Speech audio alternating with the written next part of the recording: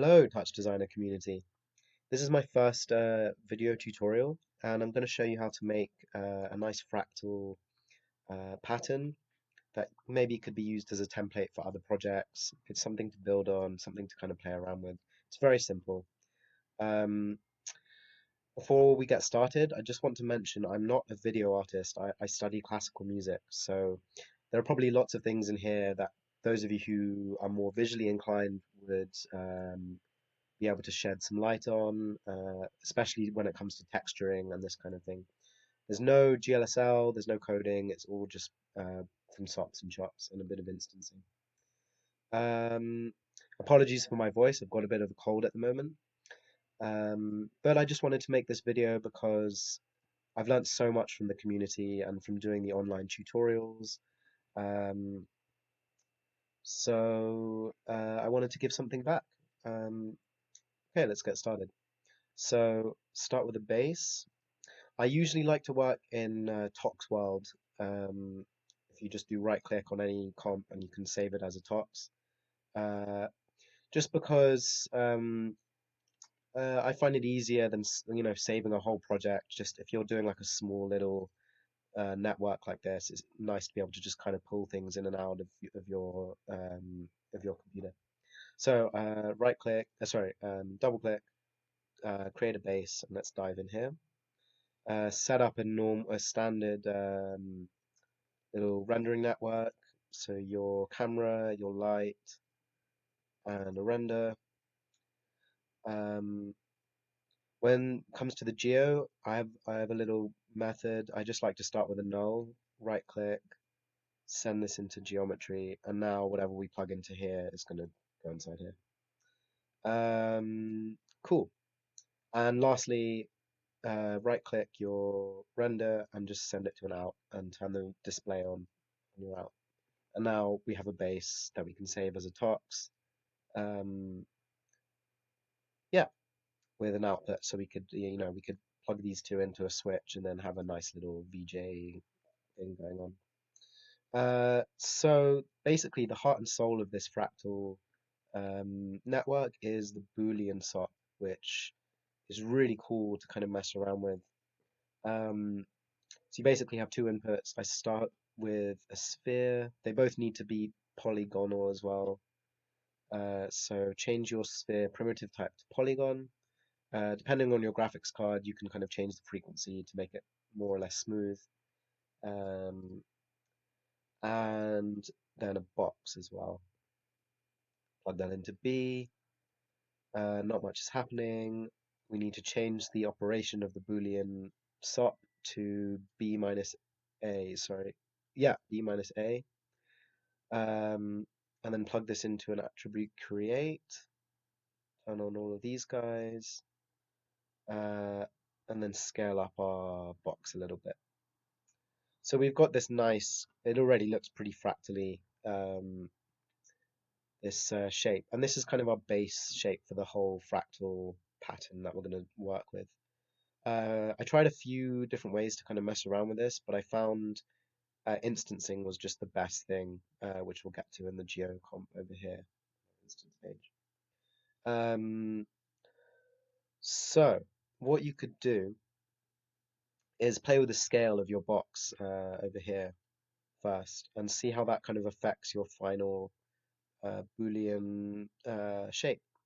You might want to make a fractal that's like a kind of cheese, a cube cheese or something. I wanted to mess around with this shape that has very, very thin edges and these nice big corners that can be iterated in really interesting ways. I found 1.43 was about the right scale for me for the box, but feel free to mess around with this as you want. So the next thing to do is chuck this onto a texture SOP. This will come in handy a bit later when we start to think about what kind of coloring and texturing we want to chuck onto our geo. Yeah, plug that into our null, and then we have a nice shape background here. I'm going to just turn on the view active nodes off. The next thing to do is chuck on. Oh, sorry. Before we go to our texture, we want to add another SOP, which is the Sweep SOP. What this will basically do is take our shape here and just it's kind of like instancing, it's kind of like copying the copy SOP. But it has some extra things like scaling and twisting and rolling, which can be kind of interesting. So what you want to do is make another box, scale this viewer up a little bit because we're going to kind of be referring back to it. And also I like to add a bit of color just so we know exactly what is important in our network. Oops, sorry. Yeah, C to bring up the color palette, for those of you who don't know. And then chuck this box into our second input on our sweep. So already we've got this pretty awesome fractally looking thing. If we take our camera, we can kind of zoom around it. Got some pretty interesting things here, but it's a bit sort of messy. If you go in with the wire into our camera, there's just a lot of mess in there. So try to tidy this up a little bit. So H to home, and I'm just going to reset this camera and take it back up to about 10. Yep. Right. So now we're going to instance this shape to create our kind of larger fractal network.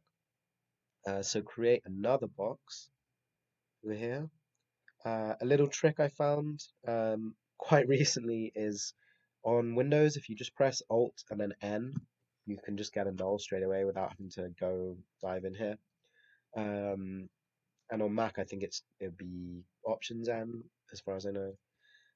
So get this null SOP, connect this up to a SOP to chop, and then again Alt N. Sorry, no, we're not going to null that. We're going to put this onto a merge, and this will be our instancing chop. And then, of course, we could add color and whatever we want else into this merge from other chops. So let's take our geo, turn instancing on, and chuck our merge in there. And then on the translate X, Y, Z, just assign the channels from the chop TX, TY, TZ. So that's pretty sweet. But again, it's still kind of messy. So maybe we'll scale up the box a bit more. Ooh, that's looking good.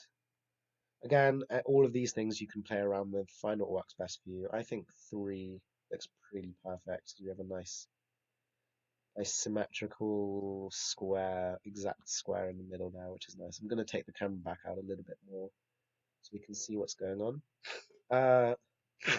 Again, excuse my voice. I've got a bit of a cold at the moment.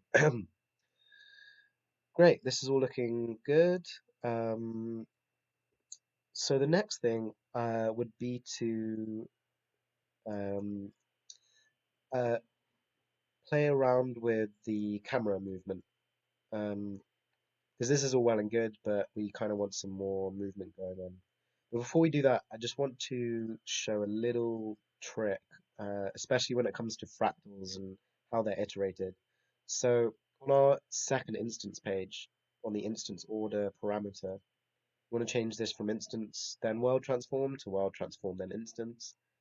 And then you can mess around with the scale. And what this will do is basically scale up and down the individual instances rather than the overall shape. So if I do this, the whole thing is moving in and out. But if I change it back, you get this pretty cool thing where we have control, a degree of control over each one of our instances.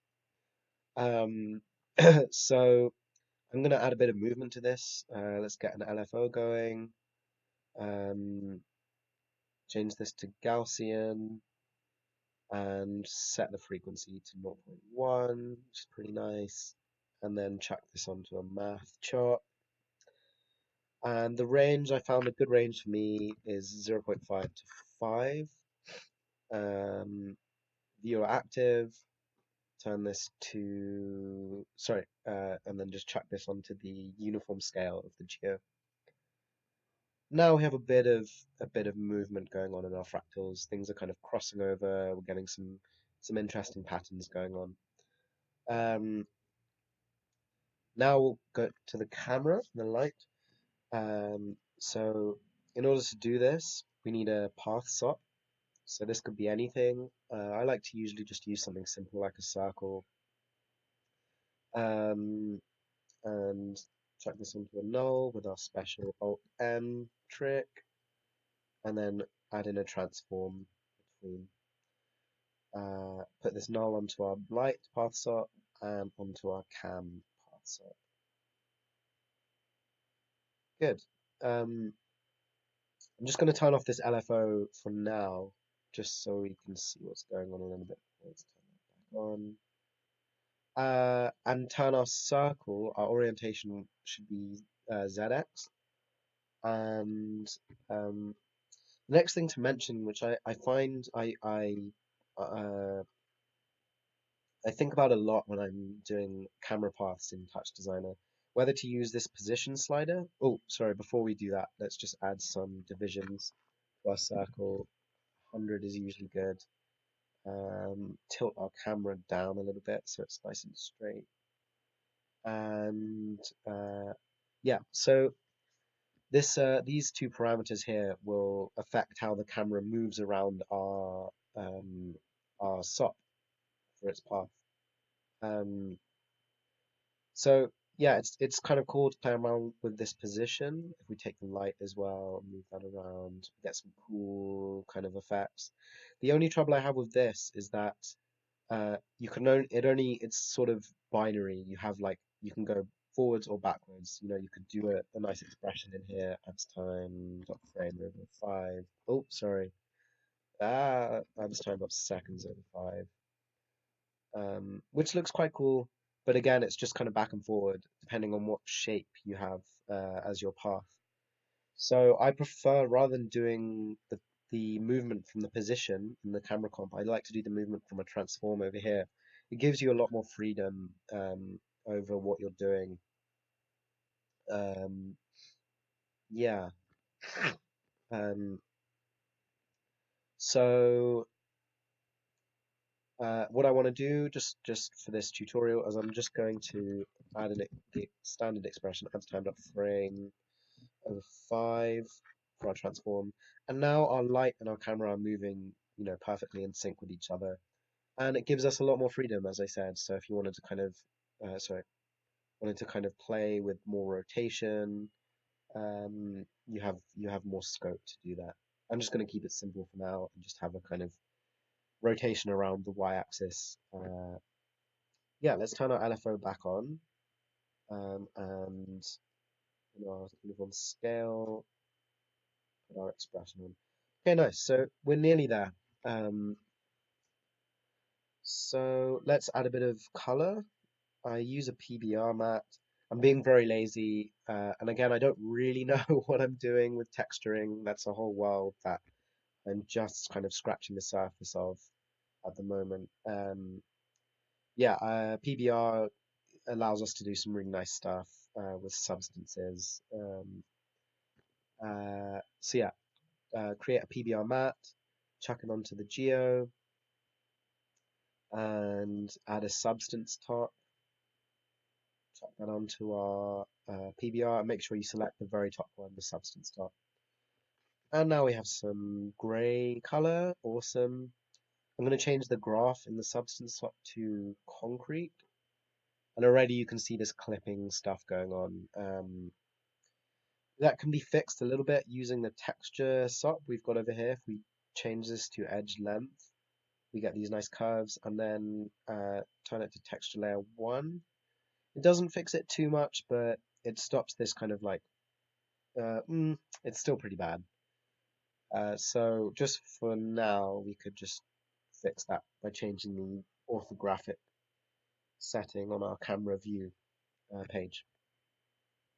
Sorry, changing the projection setting to orthographic on our camera view page. I'm going to add a rim light to the PBR. Bit of red. Let's keep this at 1.3. And also the base color, I'm also going to change to red. Let's keep that. Actually, this, sorry, I like this purple is quite nice. Um, I'm going to go back and just go back to our perspective camera just because it gives us a bit more of a fractally feel, especially when we're zoomed in. Apologies for the texture crap that's going on around there. Cool. So that's pretty much it. There is a couple more things we can do. So again, I'm just going to turn off our LFO, so our shape remains constant, and change our uniform scale back to 1. And I'm going to turn off our path SOP, and also turn our rotation on our cube, sorry, on our camera back to 0. So we have a nice symmetrical fractal going on. Now I wanted to go over to this box here and show you what this does. It basically adds a lot more, I guess, a lot more fractally elements to what's going on here. This could be achieved in quite a few ways. We could play with our sweep and play with the scale. It's quite nice, but our FPS seems to drop quite a lot when we're doing that. And the effect, the final effect is not, it's kind of cool, but it's not that different to what we've already got. But if we go to here, our FPS is still going to drop as it's changing, but we could, oh, that's not so bad actually. If we ramp up our scale, already you can see we've got some cool stuff going on. Our boxes within boxes are splitting, that kind of thing. Yeah, let's put it back to 1. We're going to come back to that.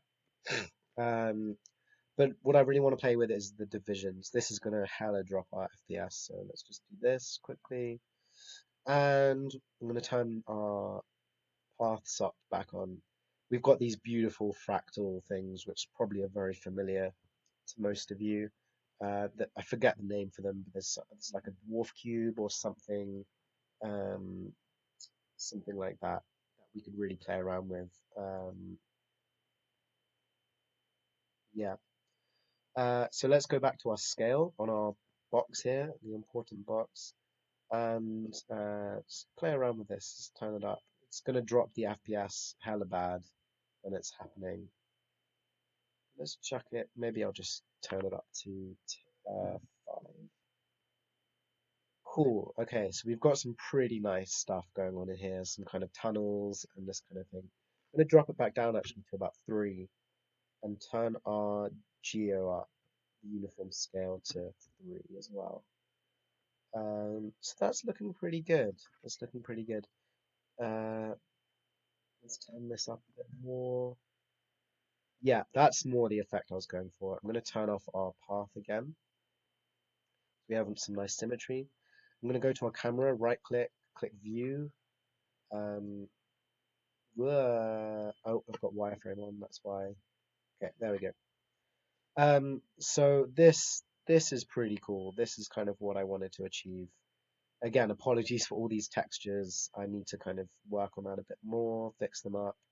So what you could do here is do some really cool stuff with the camera kind of going up and down these tunnels, you know, rather than just rotating on the outside. You could play with the animation comp and assign some cool camera path movement. Oh, that's nice, that strange layer that we've got there. And kind of the more you zoom in, you know, the more complex it will seem as there's more kind of surrounding you on all sides. We've got some kind of cool honeycomby type bits going on here. Again, if you were to chuck some GLSL textures or something onto this, you could make something really nice pretty easily. Yeah, that pretty much covers it. I'm going to just close this, reset our camera back to 10, take our paths up. I'm going to change our geo back to 1, and take divisions off, and change this back to 1 also, and turn everything back on, and drag our path back onto there and our uniform scale. Cool. So, hang on. So that's pretty much it. Thank you so much for watching. If you have any questions, feel free to contact me, Facebook, Instagram, whatever. I'll put that all on there. Um, yeah, again, just wanted to make this pretty basic fractal tutorial because the community's given me so much in terms of learning, and it's opened up a whole new kind of world for me, uh, creatively and artistically. So yeah, I hope you enjoyed the video and have a good day. Thank you.